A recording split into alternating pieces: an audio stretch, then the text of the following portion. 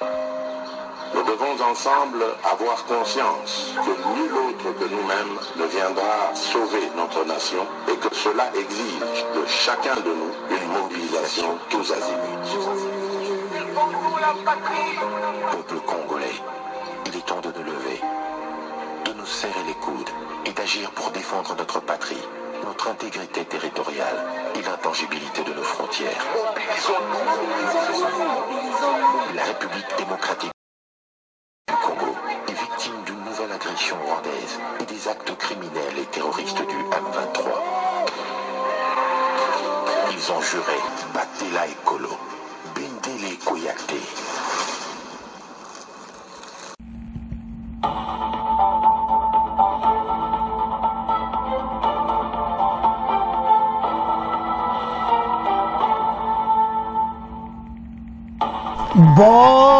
Bonsoir, bonsoir, bonjour, c'est Congo News 24.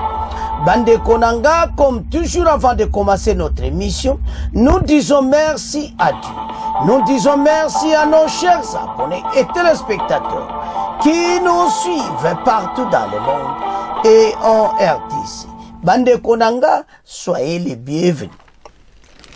À la une, chers téléspectateurs, USA Bandeko dénonce violation flagrante du cessez-le-feu et ONU condamne RDF M23. Bandeko Makambweza Minene.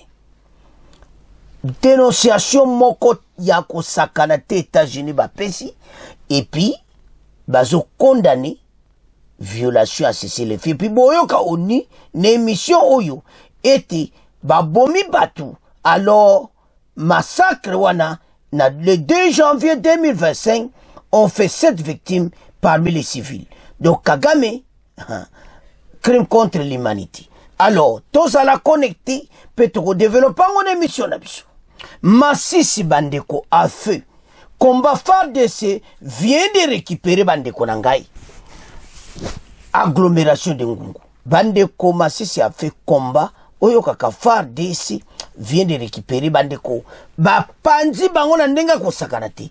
Tous à la connecter, peut-être développer mon émission na biso. Chers téléspectateurs, émission na biso bandi et committant autosola ensemble ma solo ya mboka.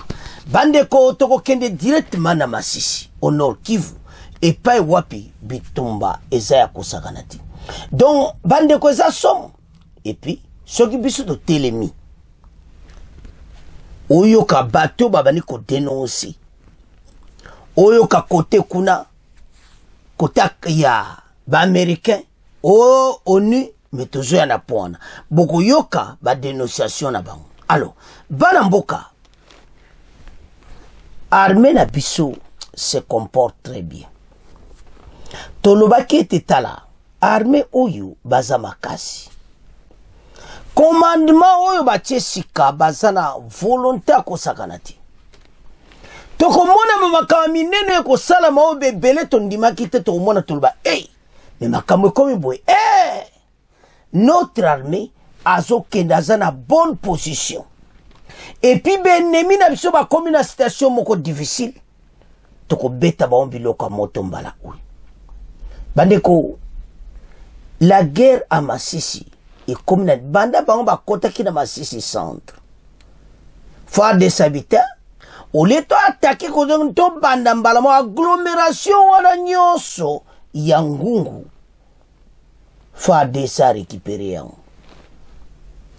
Match eza ko sakana tene mission boko landa bo comprendre pourquoi il fallait zalandinga. Alors biso zala kasuki to sali makamba boyi. Bateau babani ba condamnation. Avant même to kende na combat, to koyoka dan MONUSCO na ba Amerika pe boyoka ba. Makambo za ko sakanati. Donc to sali makambo minene na kati ya agglomération na kati ya Ngungu to boteli ba village nyonso pe na agglomération mobimba.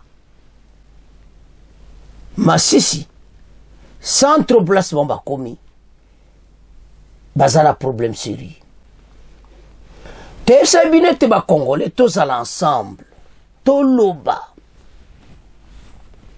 Bokomona ke, soki biso to telemi, ba mindelo ba kombala muki ba konku, biloba lobe bandi. Mais je senga biso to telema ensemble. To gaye munguna. L'agglomération wana to botoli yango. Masisi à feu.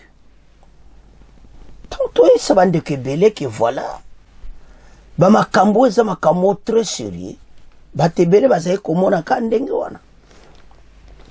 Alors ndenge ka tolobi wana avant meto kende na moto wana ndenge peli toloba oyo MONUSCO alobi. MONUSCO ba yebisi Kagame était le 2 janvier bitumba oyo na Masisi, il y a 7 morts. Ba condamné armée rwandaise 1-23 et à crime contre l'humanité. Mais ba pesa bangonde sanction. Ko pesa kolo makambo tune MONUSCO azoloba. Eza bien. Mais on pesa bango sanction. Parce que ba yebite tout ça quoi avance bande ko tozo na pona boko yoka armée na psende to panzi bango na ndenga ko sakarati. Alors maintenant ba yekoloba et na même moment ba américain pe be lo meto ba na MONUSCO na lobby condamnation wana eza pena grave. Kagame a des problèmes sérieux. Alors, Nanyo sowana bo condamné bolanda bango. Mais pourquoi pas donner des sanctions? Et là que moi est clairement battu basali. Alors, Oni Guterres na mutunaye Madame Bintou Keïta ou azara EDC. Ba ekolo. Pourquoi pas donner des sanctions? Et je salama wakomona makambabui. Alors, totanga nanu ONU, to yoka bango, après to yara ba Amérique, pe to yoka na Masisi à feu, ndenge farde sa panzi bango mabe, match za kosakanati. USA dénonce violation flagrante du cessez-le-feu et ONU condamne RDF 1-23. Toko bananu na oyo ya ONU ou condamnation ya MONUSCO ou ezanasi.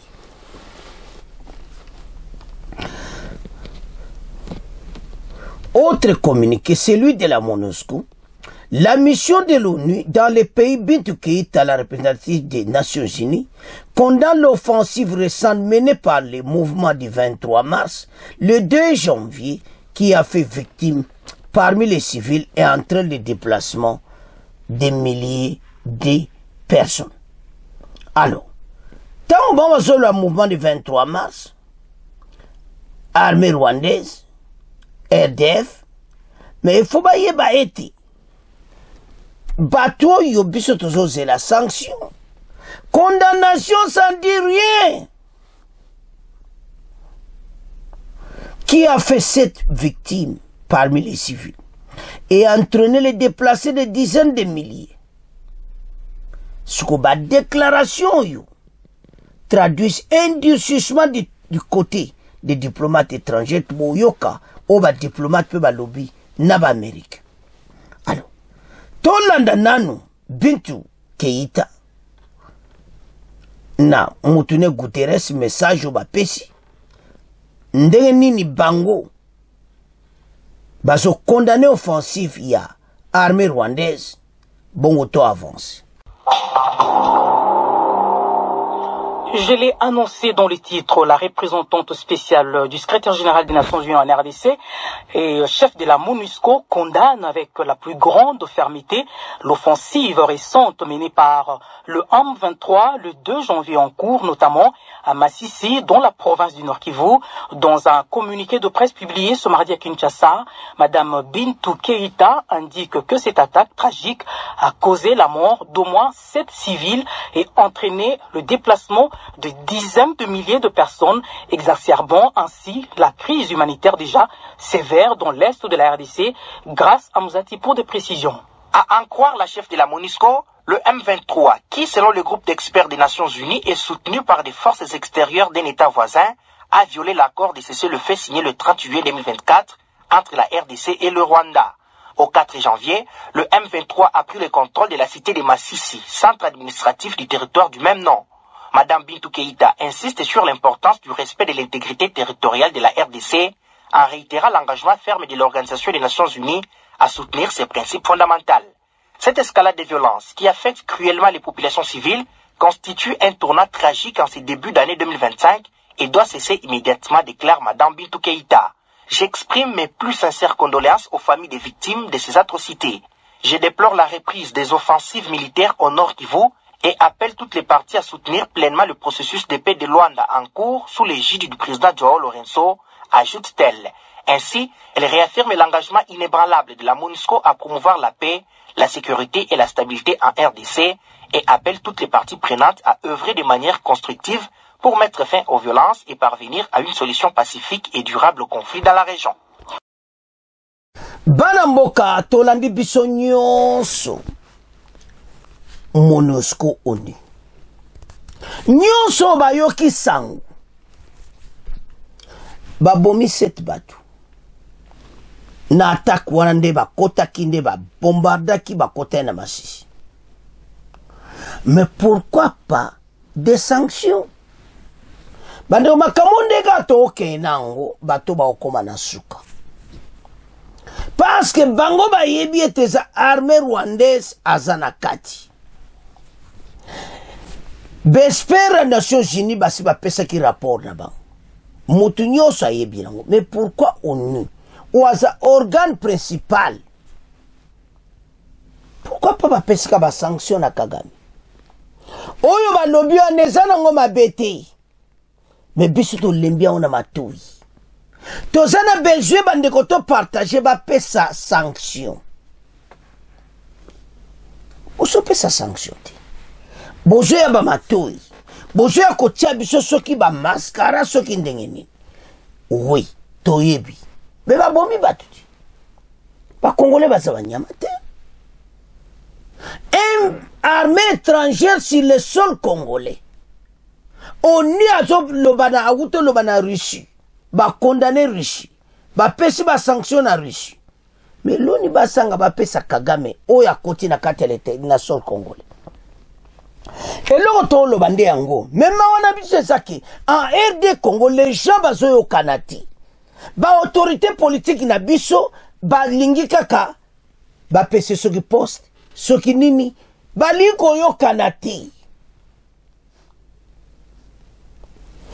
À l'interne, pays est menacé. À l'externe, tous amis. Tala makambo même MONUSCO wana bazo sakana ponani. Ba ki ba Congolais kutu kuna bango moko bayo kanagati. Bazana bango unité kutu balinga présent na kutu aza présent.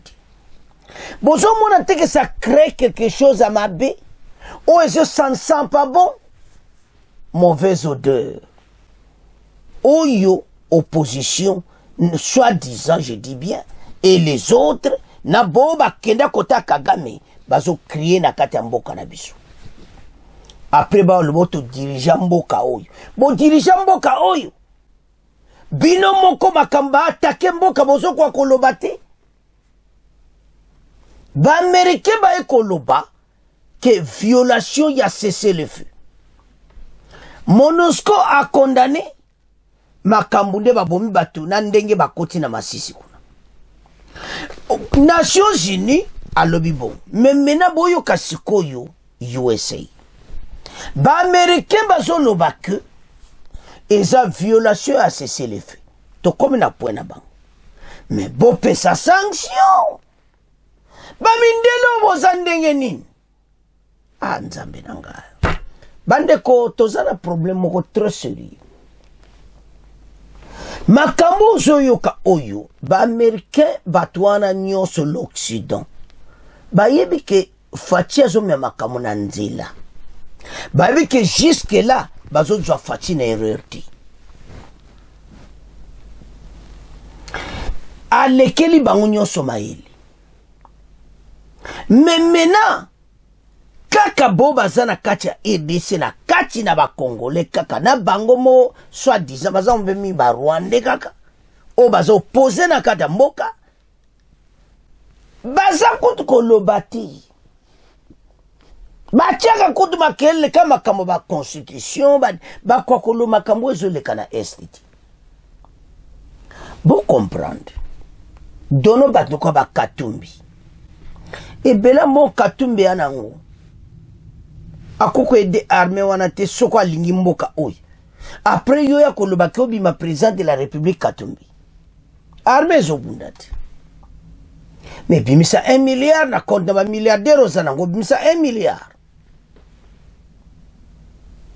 Kabila kutu ba otanga ti po yasa laksa position ba konti ba siba loba ke ye azangamba kote kuna akipane subisoti mais ba mbongo ba nango. Mais l'armée, comme l'armée la plus puissante du monde. 20 milliards de dollars et bima na mboka. Mais baba moni monte faut ba attaquer président Félix. Ba Congolais bola moka. Tala, na yo pe no conseil. Fachi pas na bere. Et so mona et ezalipe. Mais bino soko za Congolais. Ndeko na yo. N'a pas situation à boy. Le pays est attaqué. Au bamba sous présent Félix sous ma banga sous le sous ma beponae. Travail bon ça na esbo c'est la toujours à la poisuka. Beaucoup moins de armées na biso ba panzi ba beti ba biloko ko sakanati. Alors, ba américain ba yebi que les Congolais ba yo kanakati. To tango ba américain ba lubu. Makamo très sérieux, mais ma décision est zatée. Avance.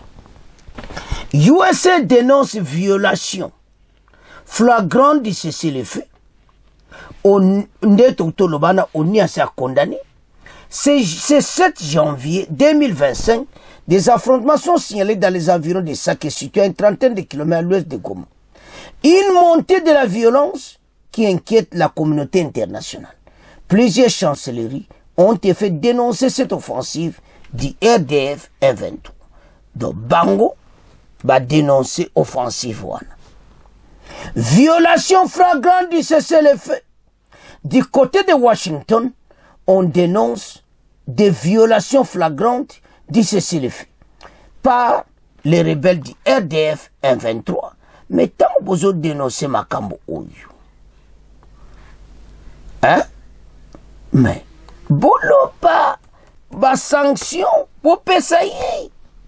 Dans son communiqué, le porte-parole du département d'État estime que vital que la RDC comme le Rwanda respectent leurs engagements envers le processus de Luanda. Mais bisoto respectant, ils ont des yimuta respectés. Au moins place de Pessa Bisomawa. Bozolo va les deux côtés. Bisoto va ne doit que la bamba boto la kabamboka na biso ba américain. Poni motema mabe aboyi. Le quoi bozolo ngona bino na pouvoir. Bon motika na bino ka ndenge wana boke na bino to yebi boye psipe Trump te. Mais Trump a loba lingi pe.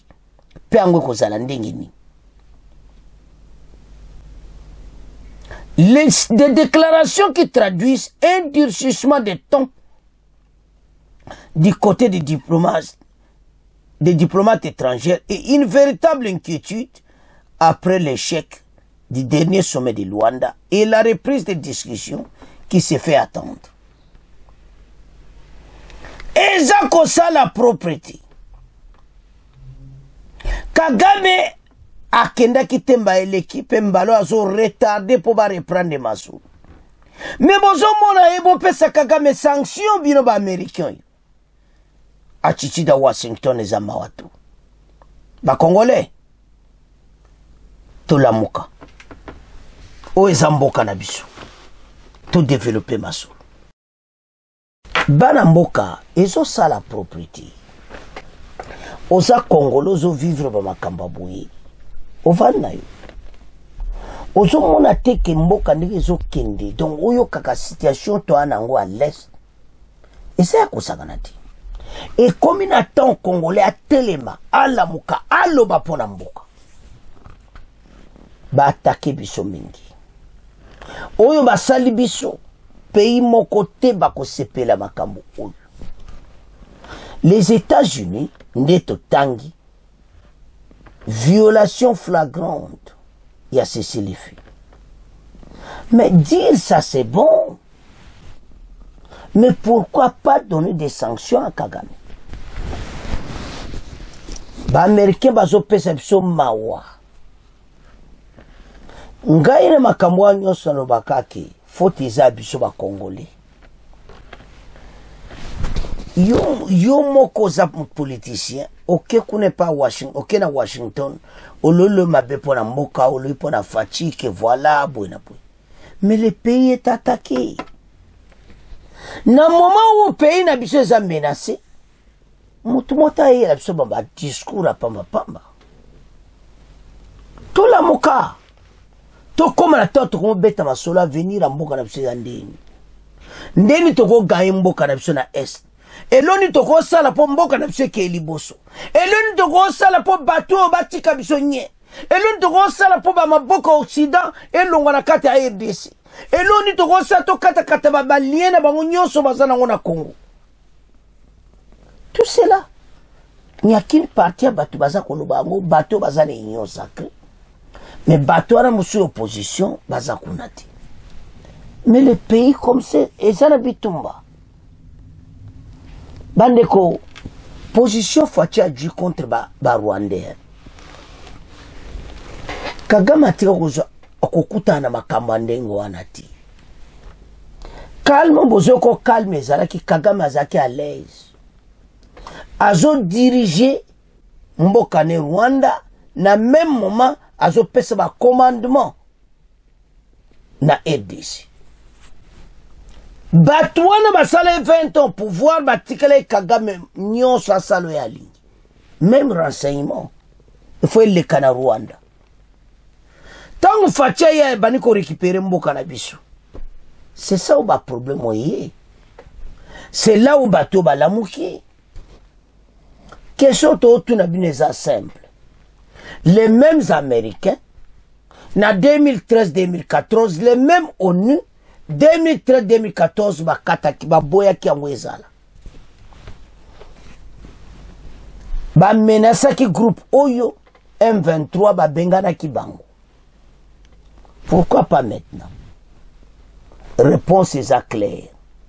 Les Rwanda bakopesa na maboko na bango na mutu na bango Rwanda bazo gérer ba minere na biso ba osalo balingi. Bazo pesa ba commandement na Kinshasa na gouvernement na l'air wana 2013-2014. O ba koloba yango na gouvernement na biso bazai ko sala. Kimia. 2013-2014 o ba longi M23 o ba saliboy.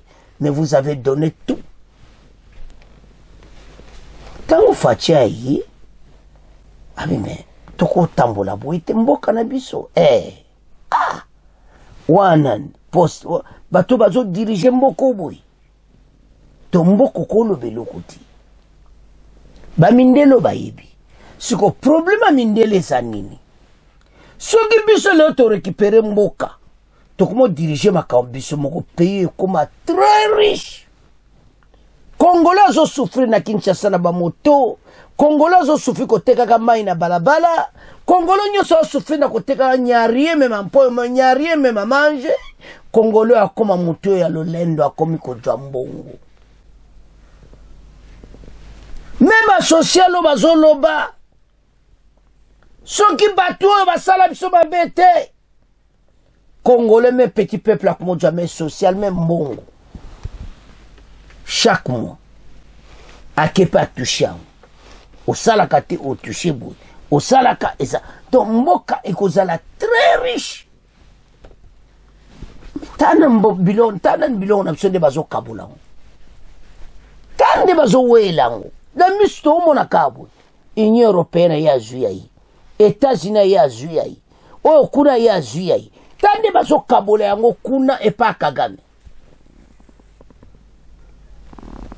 bazo mona ke so Kagame a perdre bamba ojongo sur na copte bakomo ja directement na biso so ba ju directement na biso et l'axe biso to revoiement mboke koma danza ko sakanati alors ba moni ke facha moni mayuya alinga kata ya to sana problème sérieux ba mindele ndenge tozo ke nango bango pena ba olinga bongo ti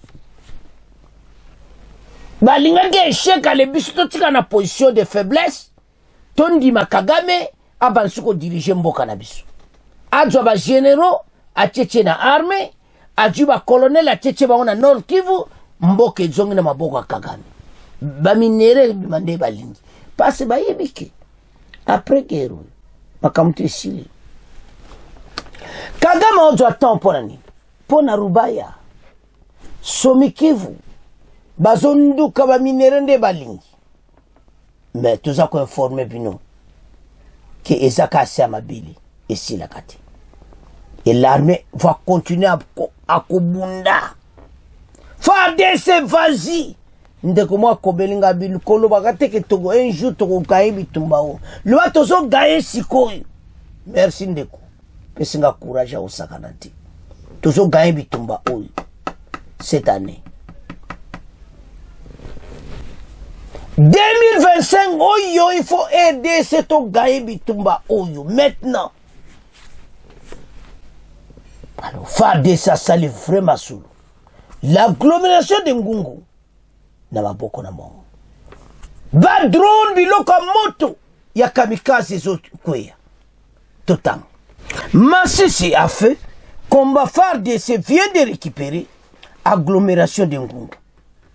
Du moins 4 personnes ont été tuées lors de l'explosion d'un bombe ce mardi 7 janvier dans la cité de Sake, territoire de Massissi, environ 26 km de l'ouest de Goma, Nord Kivu.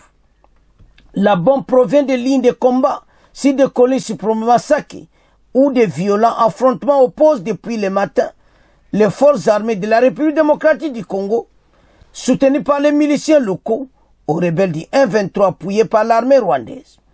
2 autres personnes ont été blessées par les éclats.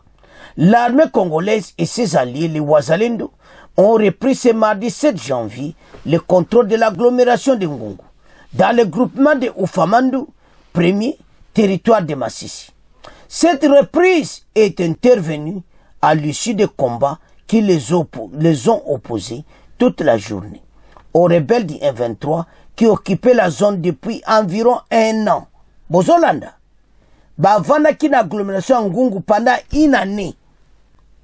To botoli yango. Po ba Congolais bo comprendre que tozo sala boulot kitoko. Agglomération Ngungu est comme na maboko ya armée. Selon les sources coutumières locales, c'est mardi, le 3e jour de combat contre cette rébellion du RDF soutenue par le Rwanda, sur cet axe allant de Numbi jusqu'à Ngungu dans Ufamandu. Jusque dans la soirée de ce mardi, des tirs se faisaient encore entendre dans cette partie de la chefferie de Baoundé à Massissi.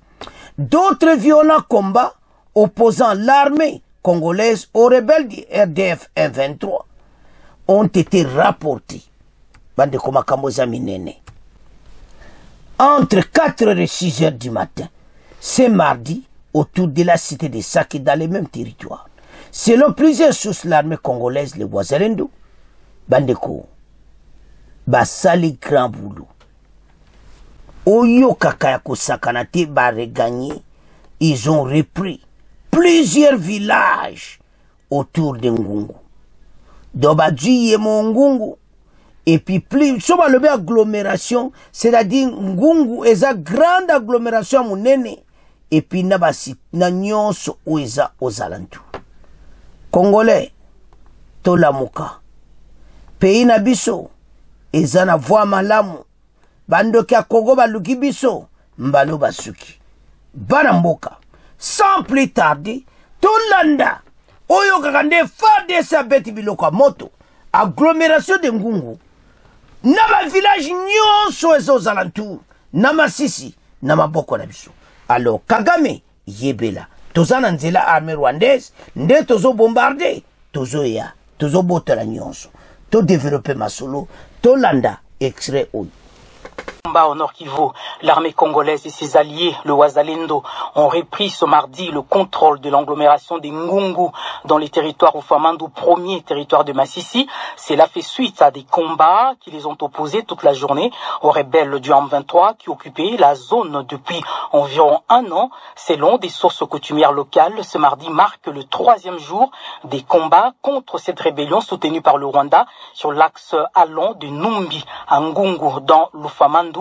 Jusqu'à tard ce mardi, des tirs se faisaient encore entendre dans cette partie de la chefferie des Baoundé, dans les territoires de Masisi. Rappelons que d'autres violents combats opposant l'armée congolaise aux rebelles du M23 ont été rapportés entre 4h et 6h du matin ce mardi autour de la cité de Saké dans le même territoire. Bandeko Tolandi, parfois ça fait mal en tant que Congolais. Tolandi ndenge armée na biso azo travail na nenga kosakana ti bato ba yoki somo biloko moto to beti bango tala bandeko agglomération de Ngungu plusieurs villages na yango moko ville ya Ngungu ezana maboko ya FARDC.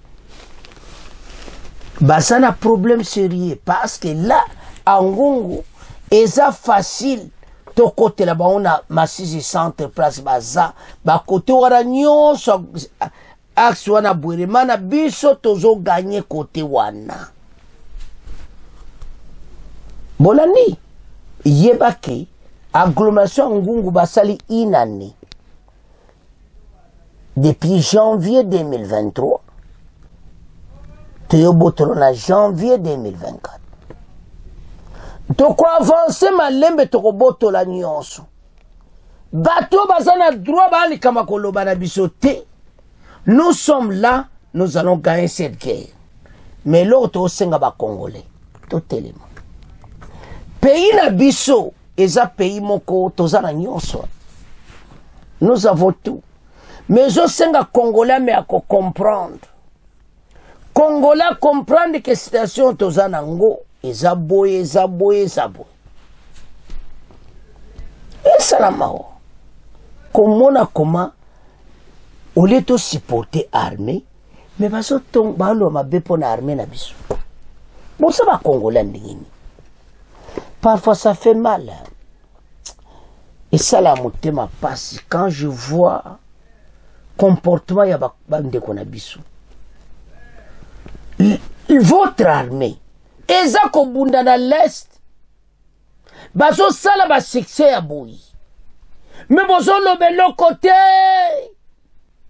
agglomération de Ngungu basali yina ne place wana to bombarder bango to botoli yango pe to ko avancer yango moni bandoki ya Congo na ba américain na ba bintu keita ba eko pesa ba maloba na bango bolandi ba message na bango mais ce sont eux au ba osala biso mabe baso kokopesa Kagame sanction ti tout ceci ezaka pona likambo congolais fungula miso tout ça ko informa kamo très important yeba la RDC soki batiki biso nye ba boulot wana bo sala ba souffrance wana et cause li sous de passer on a tout ça la nyonso et pour pays yo comme un pays moko plus puissant pas tozana nyonso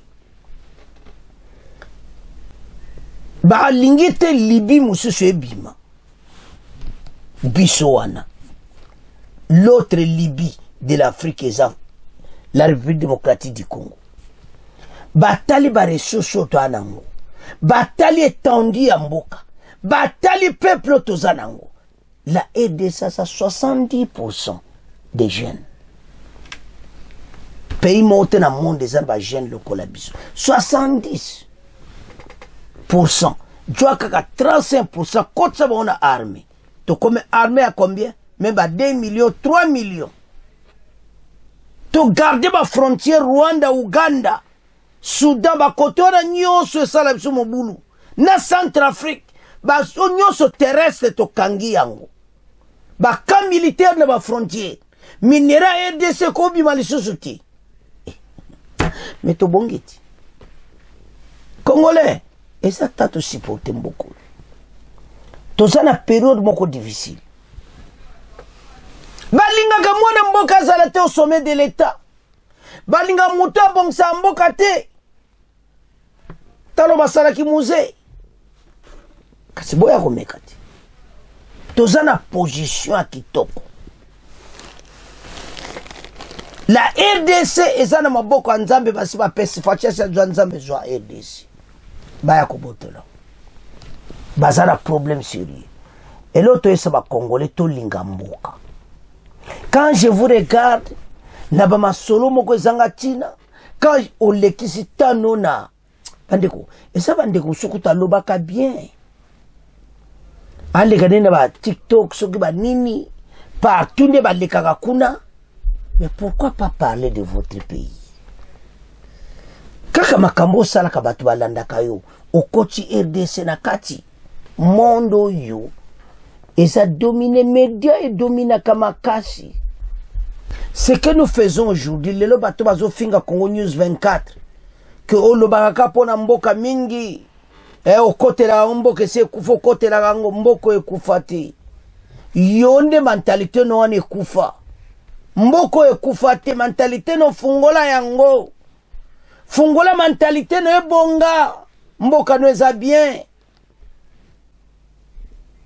Quand je regarde d'autres personnes, azo l'exatanaï nabatu mususu omona pena un journaliste congolais ayene penako makamba esto au milieu du village mingana comprendre binota mboka na yo ezatake au milieu du village ezalakati oza mutu mabe faut batalo malamu osana makila bato wana soko oza congolais osala ngo te mais osana makila bato wana bazoboma bandeko na biso